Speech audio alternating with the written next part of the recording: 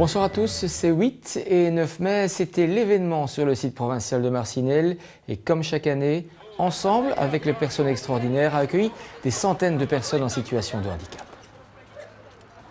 On connaît la formule, si tu veux ma place, prends mon handicap. Eh bien, ces jeunes, on ne sait pas s'ils voulaient prendre la place de personnes extraordinaires, mais ce jour-là, ils ont pris leur handicap au cours du rallye du fair play, organisé dans le cadre des journées ensemble avec les personnes extraordinaires. Et pour le coup, on peut dire que ça les a marqués.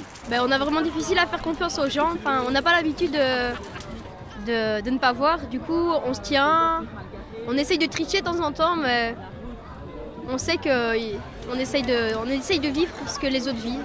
C'est vraiment dur, on a vraiment besoin de quelqu'un pour nous aider. Et la vie est vue d'une autre manière.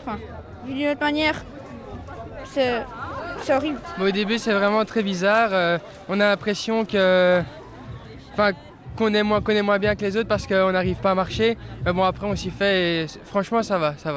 C'était agréable. Mais en tout cas, ce n'est pas simple. De ne pas voir ce qu'il y a aux alentours, de ne pas profiter de ce que les autres personnes peuvent voir. Par exemple, la canne, elle peut s'arrêter à tout moment et ça peut nous blesser. Par exemple, quand on la fait traîner, elle s'arrête et ça peut nous faire mal. Si pour les passants, ce rallye a été la partie émergée de l'iceberg, les journées ensemble avec les personnes extraordinaires, c'est bien plus que cela. Ce sont des milliers de personnes qui se côtoient pendant 2 jours sans marquer aucune différence. À titre d'exemple, les près de 1000 enfants accueillis pour la clôture des journées Extra Kids ne font même plus la différence.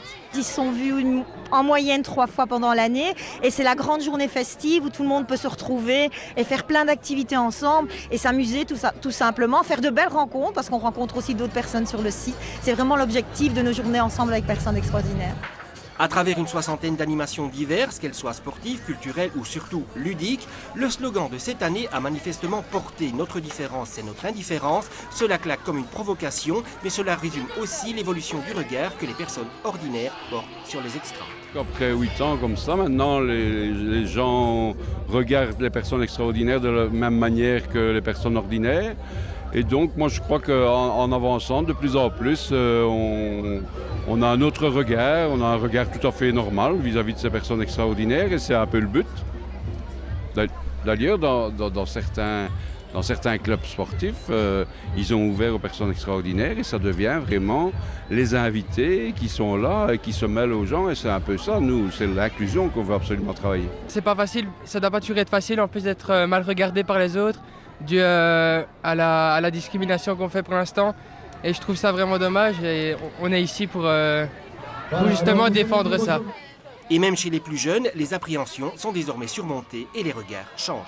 Le regard évolue, on commence de plus en plus à voir plus le petit copain plutôt que de voir la personne handicapée ou tout simplement le handicap.